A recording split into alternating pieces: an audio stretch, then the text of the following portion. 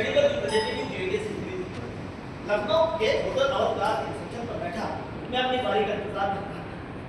कई लोगों के नाम पुकार लिए जाने के बाद रिसेप्शन पर बैठी लड़की ने मेरा नाम पुकारा। Room 600 hotel second door left. कैसा वर्क है?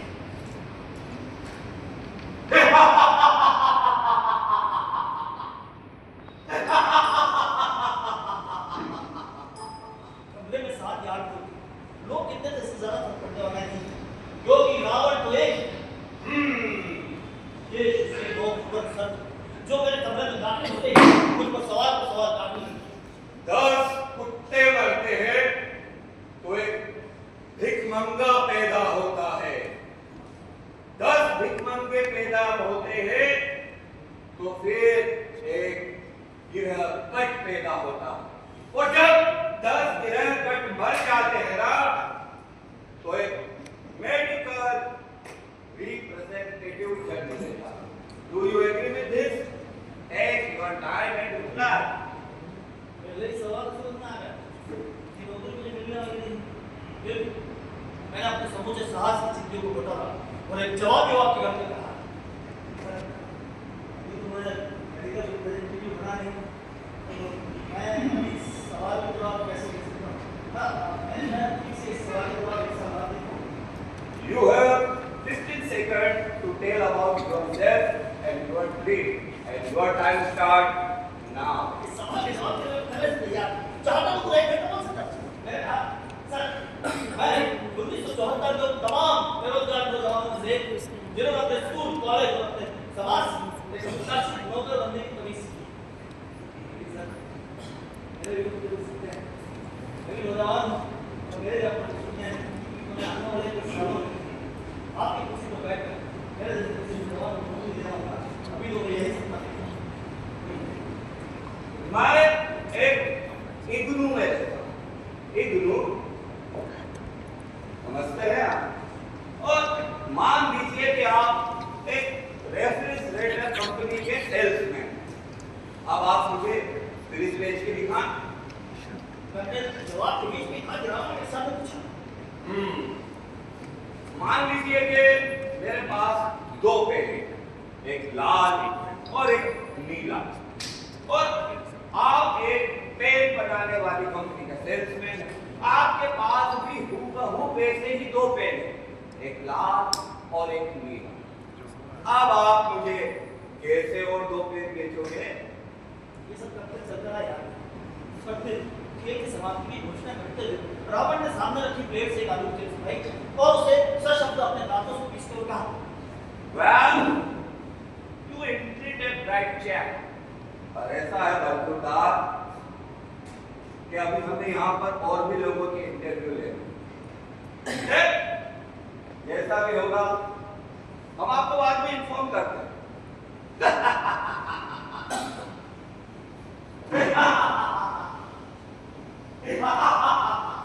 प्लेट से उतर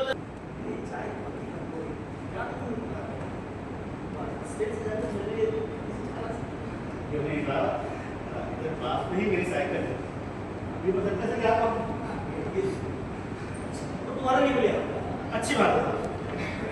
10 से 15 मिनट लगे होंगे कि हरिराम मेरे लिए चाय लेकर रोक आए, और फिर जब भी मुझे ऐसी जरूरत होती तो हरिराम का विवाह सत्य से तो कभी चौक से मेरे लिए चला गया था। एक बात की बात, मैं लखनऊ से लौट रहा, बारिश के चलते सारे रास्ते बंद। बस ड्राइवर ने नजर कहाँ से घुमा रहा। दिन के 4 बजे की जगह रात 2 बजे मुझे चांदगढ़ छोड़ा। मैं वापस उधर अपने घर में घुसी आ गया तो हरिराम मिल गए। अभी बताता हूँ। इतना कहकर हरिराम ने अपना साफ उठा लाठी का एक सिरा अपने शरीर से 1 हाथ दूर जमीन पर सीधा रखा।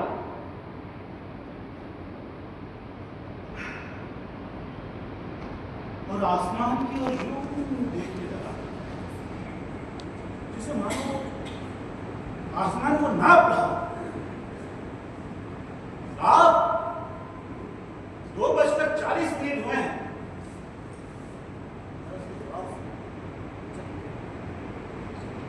मैंने अपनी कलाई से देखी, ठीक 2:45 अरे तो वो बिना देखी इतना सही समय कैसे बता? साहब, रोज में फ्रंट पर रुके थे ना, टाइम देखना ऐसे नहीं सीखा। मुझे कभी ब्रेक की जरूरत नहीं पड़ी साहब। उस्ताद, पहली बार अपने बंगले की सीढ़ियों के बाहर बैठकर मैंने हरिराम चौकीदार की कहानी सुनी। जानवर के पूरब में गांव सूचपुर में रहने वाला हूँ साहब। बचपन में घर से भागकर फौज में भर्ती होने के लिए मैं बनारस छावनी जाता था। यही कोई 20 साल से कम की उम्र में होगी। हम भी बहादुर की नौकरी में लग गए। उन दिनों मेरी सिंगापुर में पोस्टिंग थी। तभी दूसरा विश्व युद्ध शुरू हो गया।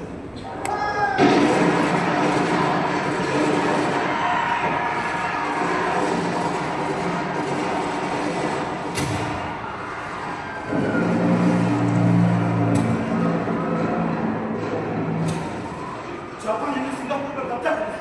हमारी सेना का कहीं अता पता नहीं था। और मैं भी कुछ दिनों तक यूं ही इधर उधर भटकता रहा। उस साल 1942 का जुलाई का महीना था। नेताजी सिंगापुर पहुंचे।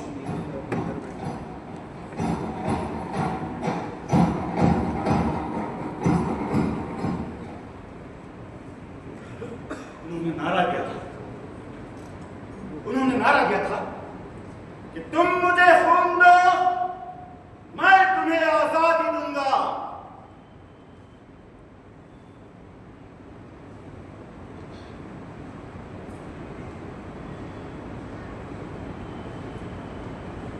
सच कहता हूं साहब,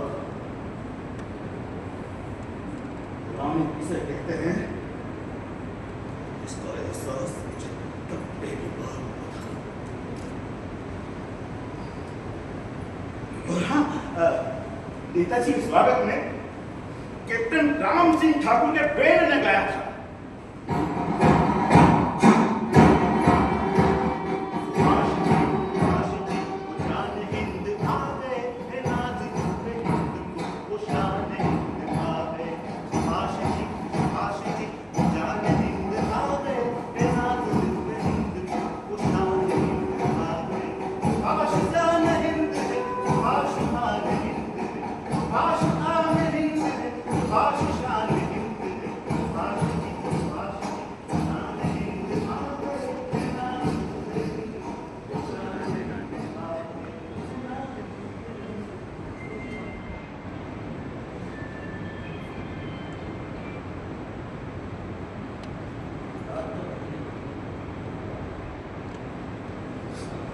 पूरब के आसमान पर हल्का सा उजास दिखाई देता है।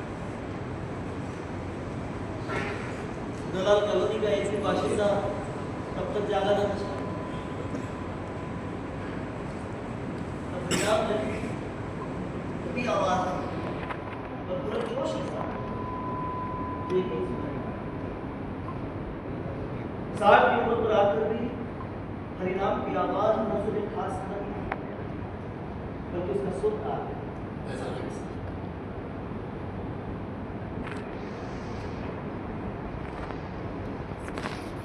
के बाद कभी नाम चाय बनाने की सुभाष शान हिंद है, सुभाष मान हिंद है, सुभाष शान हिंद है, सुभाष मान हिंद है। भैया जी, मैं तो कैप्टन राम सिंह ठाकुर का पूरी थम रही। अरे जब भी मौका मिलता बस बैठ जाता था उनके पास। इतने सारे साथ बजाते थे साहब, वो इतने सारे साथ बजाते थे। आपने पंडित बख्शी का शुक्र का नाम सुना? अरे वही जिन्होंने आजादी फौज का मार्च सॉन्ग लिखा था। क्या गीत था।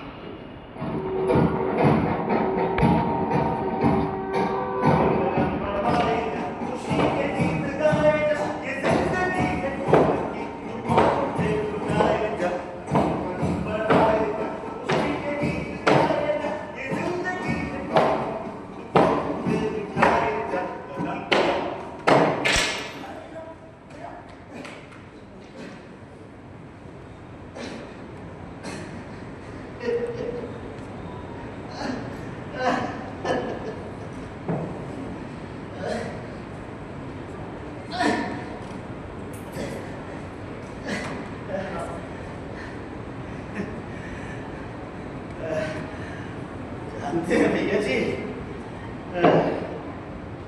दुश्मनी नहीं बहुत है, समय बहुत बलवान।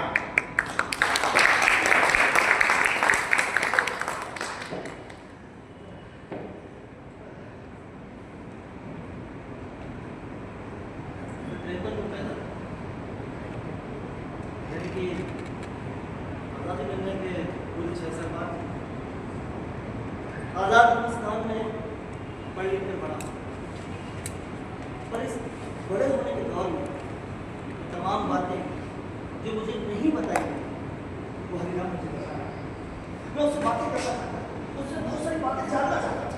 वो ड्यूटीज वक्त निकाल कर मेरे पास चला था, अपने वक्त की आज़ाद हिंद फौज और उसके सिपाहियों की कहानियां सुनाता था। मैंने उसकी बातों को डायरी में लिख लिया।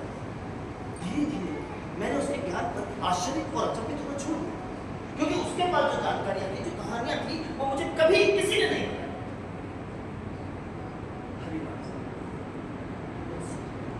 आप हम सब में से किसी से भी पास भरी भरपूर हवाएं जीवन के ऋतु लाए, सबसे हिंद के पारे जय यार जय हिंद के नारे, प्यारा देश हमारा सूरज बनकर जग पर चमके, भारत द्याम सुहागा। जय हो जय हो जय हो, जय जय जय जय हो।